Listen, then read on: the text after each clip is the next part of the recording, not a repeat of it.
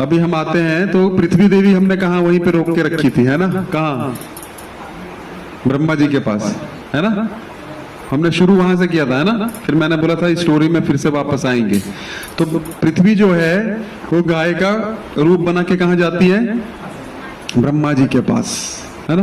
ब्रह्मा जी के पास प्रार्थना करती जाके कि मुझ पे क्या है, बहुत सारे विधर्मी राजाओं का राज्य हो गया है। फिर हमने चर्चा किया था गाय पे जब जब अत्याचार होता है तो क्या होता है, मतलब समझ लीजिए पाप बढ़ रहा है। फिर भगवान का उनको ब्रह्मा जी बोलते हैं कि चलिए आप मेरे साथ कहाँ पे चलिए, है ना? क्षीर सागर में, है ना? हमने चर्चा किया था, नहीं किया था? क्षीर का अर्थ होता है दूध, दूध का सागर है ना? लेकिन यहाँ पे सागर किसका होता है? पानी, उसमें भी खारा पानी, मीठा पानी भी नहीं। तो ऐसा शास्त्रों में वर्णन आता है, मीठे पानी का सागर है, तेल का सागर है, दूध का सागर है, गन्ने के जूस का सागर है ना? कितना अच्छा होता है इधर हो जाता तो, है ना? लेकिन है वहां पे वो लोगों में जाने के लिए बहुत पुण्य चाहिए। उसी प्रकार क्षीर सागर है। मैंने बताया था ध्रुव तारा, ध्रुव तारा समझते हैं आप लोग? कहाँ है ध्रुव तारा? ध्रुव तारा सुना है? एपिसोड का नाम है ध्रुव तारा, है? कौन सा एपिसोड? ध्रुव नहीं सुना? ध्रुव महाराज जिसने क्या किया, 5 साल में भगवान की प्राप्ति कर ली थी, है ना? आप लोग कथा वथा नहीं सुनते हैं क्या? है? ध्रुव, अच्छा पोल स्टार सुना है? पोल स्टार वो भी नहीं सुना? अच्छा, कहाँ होता पोल स्टार? ये क्या है? वापी में तो हमने सुना नहीं पोल स्टार होता है। पोल स्टार होता है नॉर्थ में, ये नॉर्थ है, हाँ वो नॉर्थ पोल साउथ पोल होता है, ठीक है? तो ईस्ट किस तरफ है? हाँ, और वेस्ट ई, और नॉर्थ और साउथ, चलो इतना तो पता है ना? तो ये जो ध्रुव तारा है ये इस तरफ है नॉर्थ में। उसकी पहचान क्या है? उसको पोल स्टार कहा जाता है साइंटिफिक लैंग्वेज में। आप उस तरफ खड़े हो जाइए, 45 डिग्री पे देखिए, 90 डिग्री ऐसे होता है, पता है ना?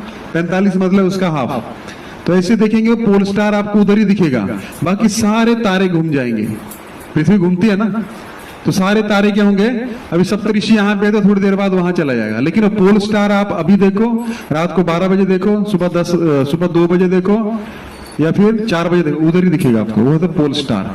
वो क्या है? वो क्षीर सागर है ना? वो क्या है? क्षीर सागर है। वहां उसको श्वेत द्वीप कहा जाता है। वो लोक दिया है भगवान ने ध्रुव को। ध्रुव की कथा पता है ना? ध्रुव जो था एक छोटा बालक था, 5 साल का, है ना? तो क्या करता था? उसके पिता जो थे ना, उसके पिता की 2 पत्नियां थी, सुरुचि और सुनीति, है ना? ये स्टोरी बोलनी नहीं थी लेकिन चलो बोल देते हैं। तो ये जो पुत्र था ये सुनीति का पुत्र था ध्रुव, एक रानी का, और दूसरे जो पुत्र थे वो महाराज उत्तानपाद के दो पत्नियां थी, ठीक है? स्वयंभू मनु के पुत्र हैं वो। तो ये ध्रुव जो था, इसको एक बार उसके पिताजी राजा थे ना पूरे संसार के, तो बैठे थे सभा में, तो उन्होंने अपनी गोद में सुरुचि के पुत्र को बैठाया था। तो जो ध्रुव था उसको इच्छा हुई हमको भी बैठना अपने पिताजी की गोद में, तो आया और जाके बैठ गया। तो इतने में सुरुचि आती है, उसको हाथ से खींच के नीचे फेंक देती है सबके सामने, और बोलती है कि तुम बैठ कैसे गए, तुम्हारी हिम्मत कैसे हुई अपने पिताजी की जंगा पे बैठने की, अपने गोदी में बैठने की अपने पिताजी की? तो मैं तुमको बैठने नहीं दूंगी। अगर तुमको यहाँ पे, तो बालक था छोटा, 5 साल का, क्षत्रिय था, क्षत्रिय को गुस्सा बहुत होता है ना? उनका अपमान हो जाए तो सहन नहीं कर पाते हैं, तो उसका अपमान हो गया सबके सामने। तो इतने में क्या हुआ, सुरुचि बोलती है तेरे को अगर यहाँ पे बैठना है ना तो मेरे गर्भ से जन्म लेना पड़ेगा। तो ध्रुव जो था उसको बहुत कौफ आता है, लेकिन आंखों से आंसू टपकने लगते, कुछ कर नहीं सकता है। इतना क्रोध आता है, अपनी माँ के पास रोते रोते जाता है और माँ को बोलता है, माँ मुझे अपने पिताजी से भी बड़ा राज्य चाहिए। उसको लगा कि भाई बच्चे होते हैं ना, उसके पास पेंसिल है तो हमको उससे बड़ी पेंसिल चाहिए, है ना? ऐसा, तो हमको अपने पिताजी से भी बड़ा राज्य चाहिए, कौन दे सकता है? तो माँ बोलती है, बेटा मुझे तो पता नहीं है, मेरी भी हालत ऐसी है, तुम्हारे पिताजी सुरुचि से ज्यादा प्रेम करते हैं, मुझसे करते नहीं है, और तुमसे भी ज्यादा प्रेम नहीं करते उनके बच्चों। लेकिन ये उत्तानपाद महाराज सब कुछ हो रहा था लेकिन कुछ बोले नहीं, ऐसा सिर झुका के बैठे रहे। तो ध्रुव को और गुस्सा आया कि हमारे पिताजी भी कुछ नहीं बोले हमारे लिए। चला जाता है, माँ को बोलता है, कहाँ मिलेगा इतना बड़ा राज्य, कौन दे सकता है? बेटा हमने सुना है कि भगवान कोई चीज है वो दे सकता है, ये भगवान कहाँ मिलता है? कौन है भगवान? पता नहीं, लोग सब जंगल में चले जाते हैं छोड़ के, जंगल में रहते होंगे, चलो हम भी जंगल जाएंगे, है ना? बोले बेटा तुम अभी 5 साल के हो, है ना? कितने साल के हो आप? 9 के हैं? तो 9 के मम्मी ने भेजती, तो 5 साल का बच्चा कैसे जाएगा है जंगल में? तो जंगल में भगवान मिलते हैं, उनकी माँ को भी पता नहीं था। ठीक है, हम जाएंगे जंगल में भगवान को ढूंढने। तो इरादा पक्का था, ध्रुव इसलिए उसका नाम था, ध्रुव मतलब फिक्स्ड, इरादा पक्का था।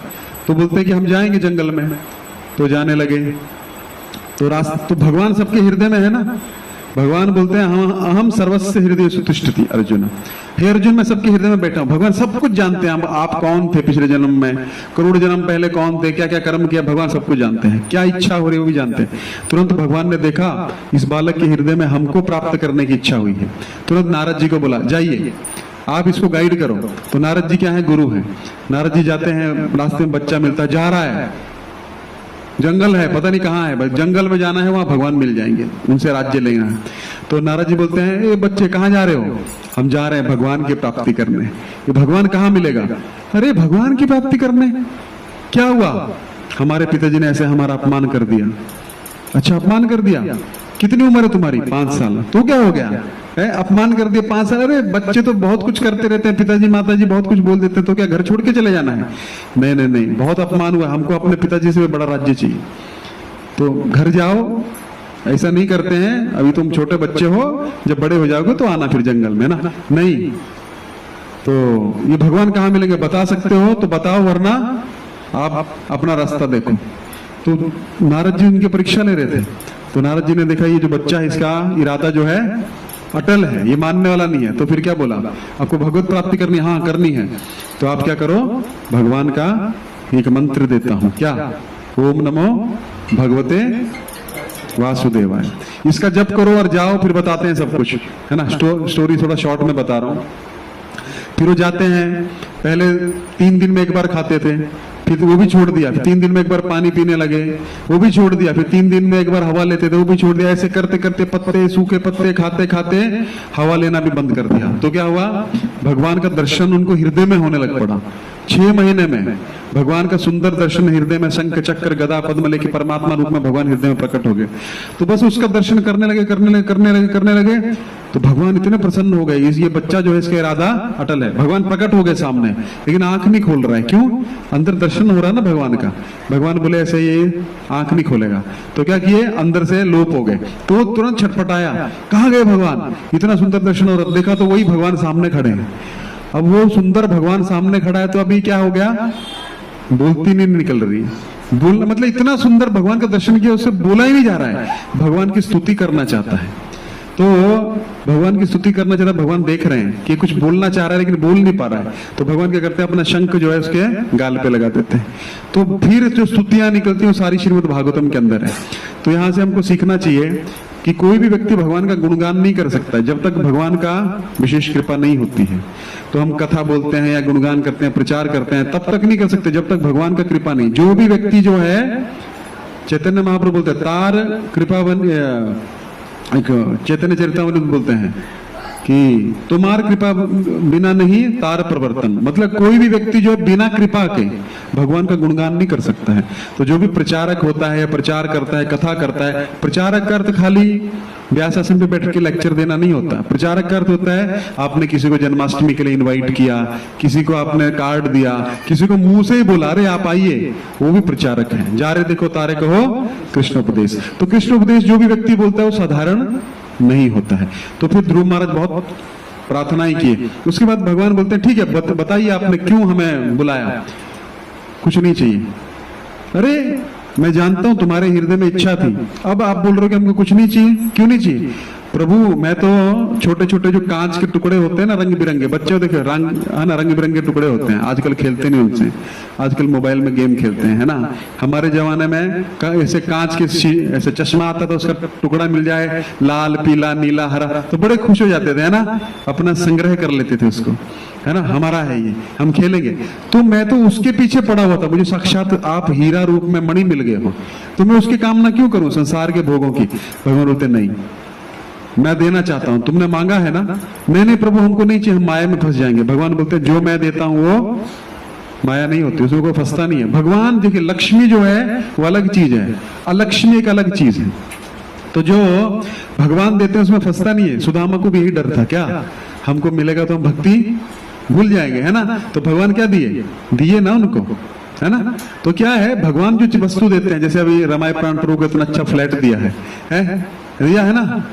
लोगों को सपना होता है इतना अच्छा फ्लैट हमारा हो, लेकिन भक्त जो उसमें फंसता नहीं है, वो किस में यूज करता है, भगवान की सेवा में। आप अंदर आएंगे आपको लगेगा क्या है, भगवान का फोटो है ना। किसी घर पर जाएंगे तो हीरो हीरोइन का फोटो लगा रहता है, स्पोर्ट्स स्टार का फोटो लगा रहता है, यहाँ भगवान का। तो ये क्या है, भगवान ने दिया है लेकिन किसकी सेवा में यूज हो रहा है, भगवान की सेवा में ना। तो देखिए जीवंत एग्जाम्पल है, उनका घर है, चाबी दे दिया, कोई देता अपना चाबी किसी को, डरते हैं लोग, चल रहा है ना। तो ये क्या है, भगवान की कृपा से जो मिला हुआ चीज है वो भगवान की ही सेवा में लगता है। इसके धर्म का पैसा धर्म में ही जाता है, अधर्म का पैसा धर्म में। तो फिर ध्रुव महाराज बोले कि ठीक है प्रभु, तो अपना ध्रुव लोक दे दिए भगवान, मतलब जो वैकुंठ लोक है भगवान का। देखिए वैकुंठ लोक, आप बोले प्रभु जी ये वैकुंठ लोक है, नहीं।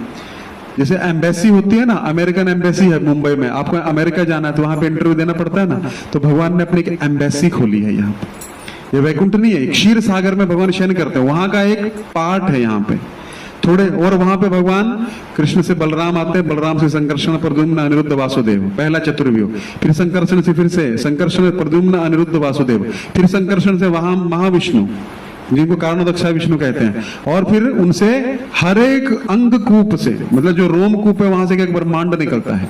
और कारणोदक्षा विष्णु जो जीवात्माएं भगवान की सेवा नहीं करनी चाहती उस पर दृष्टिपात करते हैं, और उस आंख से जो भी तेज निकलता है, प्रकाश निकलता है, उसमें सब वो महत्त्वों के अंदर डाल देते हैं, और जो ब्रह्मांड है उसके अंदर डाल देते हैं उन जीवात्मा को। और हर ब्रह्मांड में एक एक अवतार और लेता है गर्भोदक्षा विष्णु के रूप में, हर ब्रह्मांड के ऊपर। इतने ब्रह्मांड हैं, हमारा जो ब्रह्मांड है उसका ब्रह्मा जो है उसका चतुर्मुख है, सबसे छोटा ब्रह्मांड हमारा ही है, चैतन्य महाप्रभु बताते हैं।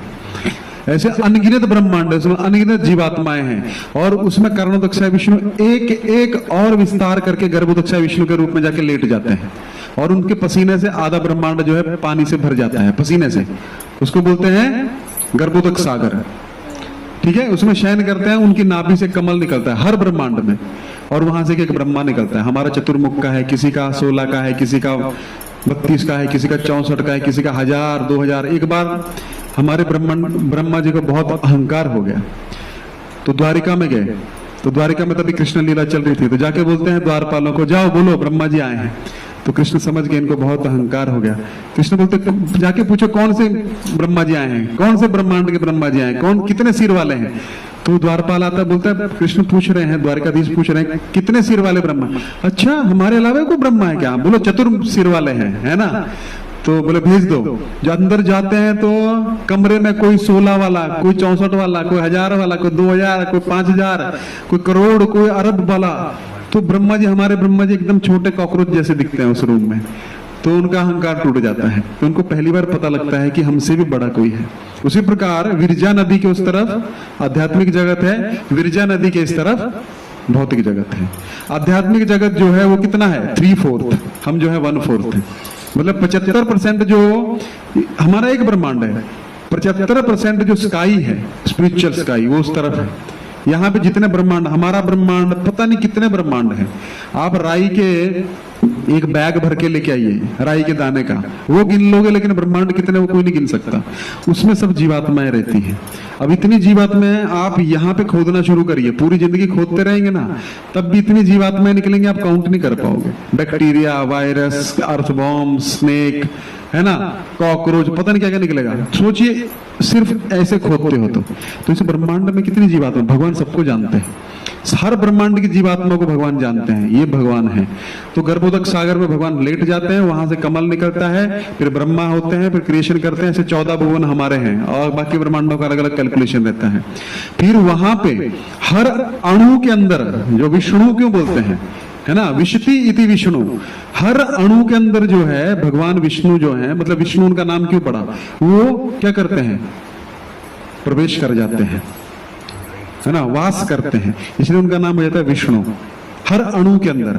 तो वो जो अणु के रूप में जो भगवान गर्भोदक सागर, गर्भोदक्षाय विष्णु एक और विस्तार करते हैं, वो क्षीरोदक्षाय विष्णु। जितने भी अवतार आते हैं, अब गर्भोदक्षाय करुणोदक्षाय विष्णु का काम समझ गए आप क्या है? उनको पुरुषावतार भी बोला जाता है तीनों को। करुणोदक्षाय विष्णु का काम है, जो जो जीवात्मा भगवान श्री के साथ नहीं रहना चाहती है उसके द्वारा पहला पुरुषावतार है करुणोदक्षाय विष्णु। वैकुंठ जगत में जो लोग हैं वो अलग हैं, उनका छोड़ दीजिए, उनका कभी बाद में चर्चा करेंगे। तो अपनी दृष्टिपात से इंप्रेग्नेट कर देते हैं हर ब्रह्मांड को, जीवात्माएं डाल देते हैं। अब दुर्गा का काम चालू होता है। दुर्गा जो है वो माँ की तरह क्या करती है, सब जीवात्माओं को योनि देती है। योनि समझते 84 लाख योनियां, वैसा होता है। और फिर ये मैं बहुत मोटा मोटा बता रहा हूँ, कभी अवसर लगेगा तो चैतन्य चरितामृत में सनातन गोस्वामी, रूप गोस्वामी को चैतन्य महाप्रभु बहुत विस्तार से बताए हैं चीजें, तो कभी अवसर लगा तो उस पर कथा करेंगे।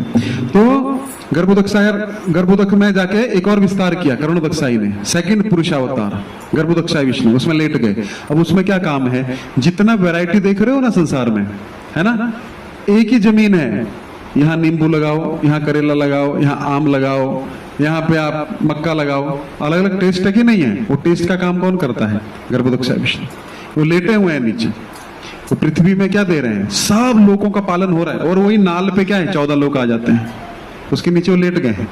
अब वो जो लेटे हैं उसमें समझ गया आप, वैरायटी, नींबू का स्वाद वही जमीन में निकल रहा है, नींबू, कोकोनट भी निकल रहा है, वो पानी चूस के वहां आपको ऊपर मिनरल वाटर मिल रहा है ना। एक बीज बो तो हजारों बीज निकल जाते हैं, ऐसा कहाँ व्यवस्था है, एक मशीन में डालो, है ना। तो लोग बोलते हैं भगवान कहाँ है, कहाँ नहीं है प्रभु, हम तो कमाते हैं, कर्म करते हैं तब खाते हैं। एक बार हमको एक चैलेंज कर रही थी एक माता, हम कर्म नहीं करेंगे तो हम खाएंगे कैसे? मैंने कहा कर्म करके क्या कमाते हो? हम पैसा कमाते हैं। फिर पैसे की सब्जी बनाते हो? नहीं। पैसे की रोटी बनाते हो? नहीं। क्या करते हो? खरीदते हो ना। कहां से आता है चावल?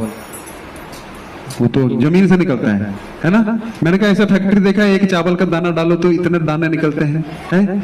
हमारा नट बोल्ट का फैक्ट्री है, नट बोल्ट का सब्जी बना के खाओगे, सब्जी कहां से निकलती है? भगवान से निकलते हैं। कंप्यूटर का हमारा सॉफ्टवेयर का काम है, सॉफ्टवेयर खाते हो क्या? नहीं। तो आप कुछ भी बोल दीजिए, करने वाला कौन है? भगवान ही आपूर्ति कर रहे हैं। ऐसी कोई फैक्ट्री आज तक नहीं बनी जहां चावल का एक भी दाना बन जाए या गेहूं का एक भी दाना। तो भगवान दे रहे हैं ना, हम देख नहीं पा रहे हैं। ये कौन कर रहा है? गर्भोदक्षाय विष्णु। पृथ्वी में ताकत कौन दे रहा है? ये सब गर्भोदक्षाय विष्णु का काम है। अच्छा, फिर हर अणु के अंदर अब ये बाइंडिंग हुई है, कैसे हुई है? हर अणु में भगवान विष्णु प्रवेश किए हैं, तभी बाइंडिंग होती है। ग्रेविटेशन या जो भी आप बोल लीजिए, उसमें इंटरमोलिकुलर फोर्सेस या जो भी है ना, तो कौन कर रहा है? भगवान की शक्ति है। भगवान हर अणु में प्रवेश किए, इसलिए हो रहा है। अभी बरसात से पहले गर्मी क्यों आती है? पूरा इवेपोरेशन होता है, फिर बाद में कंडेंसेशन होकर अभी पानी गिर रहा है ना। कौन ही शक्ति कर रही है? कौन कर रहा है? सब मौसम अपने हिसाब से लगे हुए हैं। कभी भी ऐसा नहीं होता आज सूर्य निकलना ही भूल गए, आज कुछ ऐसा एरर आ गया, होता है कभी ऐसा? सूर्य चंद्रमा अपने टाइम से निकलते हैं, अपने टाइम से अस्त और अपने टाइम से उदय होते हैं, होता है नहीं? तो भगवान को कैसे नकार सकते हैं? ये सब गर्भोदक्षाय विष्णु। फिर क्षीरोदक्षाय विष्णु में बताया जितने अवतार होते हैं, वैकुंठ से जो भी अवतार आएगा ना, वो क्षीरोदक्षाय विष्णु होके आएगा। मतलब क्षीरोदक्षाय विष्णु से होके वो अवतार आएगा। अब मत्स्य रहते हैं वैकुंठ में, है ना। कुर्म रहते हैं कहाँ? वैकुंठ में। वराह रहते हैं कहाँ? कहाँ रहते हैं? वैकुंठ में। तो उनके थ्रू अवतार आता है हर ब्रह्मांड में। किसके थ्रू? क्षीरोदक्षाय विष्णु में। वो क्षीर सागर में भगवान शयन करते हैं। फर्क कुछ नहीं। आप सोचेंगे प्रभु उनकी ताकत उनसे कम होगी, नहीं। भगवान एक ऐसा व्यक्ति है, समझने की कोशिश करिएगा। हर अवतार और भगवान श्री कृष्ण में अंतर। अभी आप यहाँ पे हैं तो घर पे नहीं है ना, घर पे नहीं है, लेकिन भगवान ऐसा कर सकते हैं।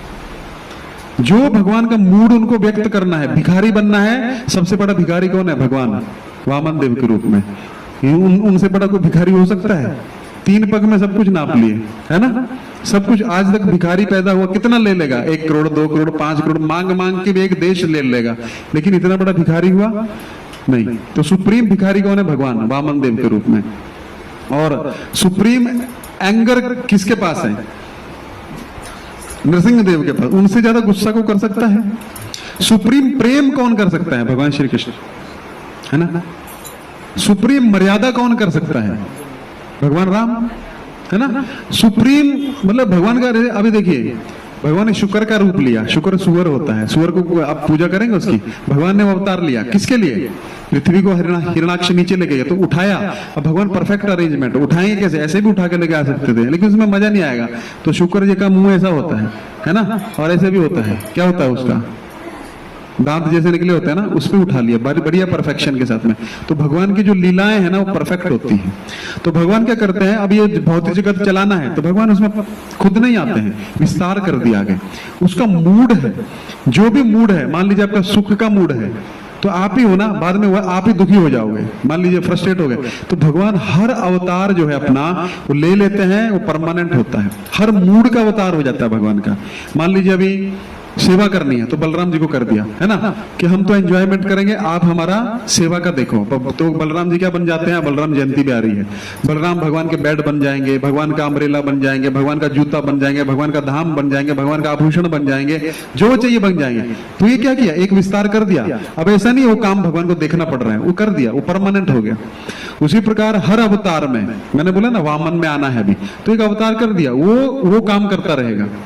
तो ये है भगवान, है एक ही। तो पुरुषावतार को ऐसा मत सोचिए कि अलग है, लेकिन उतना ही काम करना है, जीवात्माओं को भौतिक जगत में डालना है, तो उतना अवतार लेके उनका काम हो गया।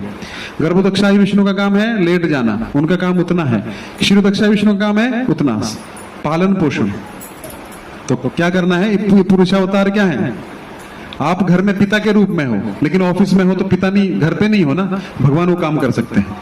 पिता के रूप में भी कर सकते हैं, ऑफिस में विष्णु के रूप में, शंख चक्र गदा पद्म, वो ऑफिस है, वहां पे बहुत प्रोफेशनल रहते हैं, ज्यादा बात नहीं करेंगे आपसे। वैकुंठ में आप जाएंगे तो भगवान के कंधे पे आप हाथ नहीं, आपने कभी देखा हनुमान जी को ऐसा सेल्फी लेते हुए, हनुमान है राम जी नहीं, वो दास्य रूप में भी कैसे, वो उनका मूड है। राम जी के साथ में आप आदान प्रदान नहीं कर सकते, है ना, वराहदेव के साथ में जो जिसका भक्त होता है उसके धाम में चला जाता है, जैसा आपका उसके साथ में क्या होगा, आदान प्रदान। तो जिस भाव में आप भगवान का, ये यथामाम प्रपद्यन्ते ताम से भजाम में हम, जो मेरा जैसा भजन करता है मैं वैसा। हनुमान जी का जो है दास्य रूप है, तो दासता अपनी लिमिट क्रॉस नहीं कर सकते, और भगवान राम भी अपनी लिमिट क्रॉस नहीं करेंगे। दोनों का जैसा प्रेम है वैसा आदान प्रदान होगा, गले लगा लेंगे, लेकिन हनुमान जी को लगेगा अरे मैं कैसे मिल सकता हूँ, और राम जी भी कंजर्व रहेंगे, रिजर्व रहेंगे, वो होता है।